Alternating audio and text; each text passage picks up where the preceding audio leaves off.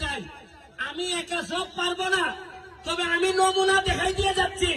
আর আমার একটা বিশ্বাস আছে, এমপি হিসাবে যদি আর নাও থাকি, আমি যদি পৃথিবীতে বেঁচে নাও থাকি, তাও বলে যেতে পারবো চুনারঘাটের মরা নদীকে জীবিত করে দিচ্ছি আমি।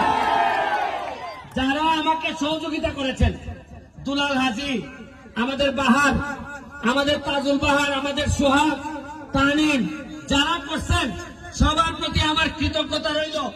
বিডি ক্লিনের প্রতি আমার কৃতজ্ঞতা রইল। বিডি ক্লিন এখানে আইসা আমাদের ময়লা পরিষ্কার করে গেছে। শুনেন, 4.5 মাসে মাত্র নমুনা দেখাইছি। এইবার বুঝেন 4.5 বছর হইলে কি দেখবেন।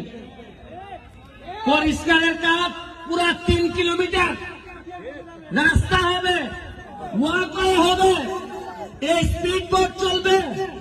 এইখানে চেয়ার টেবিল দিয়ে আপনারা বসে বিকাল বেলা চা খাবেন এবং সুন্দর পানির ব্যবস্থা করব।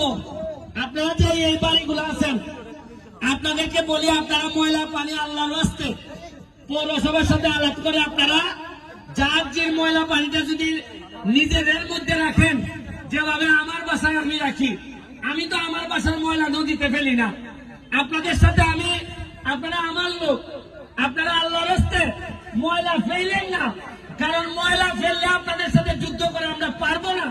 কিন্তু আমি আল্লাহর রাস্তে আপনাদের কাছে চাই, বৃহত্তর স্বার্থে, চুনারঘাটের স্বার্থে আর ময়লা ফেলেন না। ময়লা পরিষ্কার করতে 40 বছর লাগছে, আপনাদের সহযোগিতা আমি চাই। আমি সরকারের কাছে হ্যান্ড ওভার করার আগে আপনাদের সহযোগিতা চাই। সরকারের কাছে হ্যান্ড ওভার হইলে আপনাদের জন্য এটা সুবিধাজনক হবে না।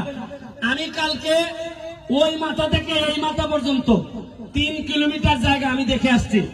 পুরা 3 কিলোমিটারে দেখবেন পর্যটন কারে কয় আমরা দেখাই ছাড়বো।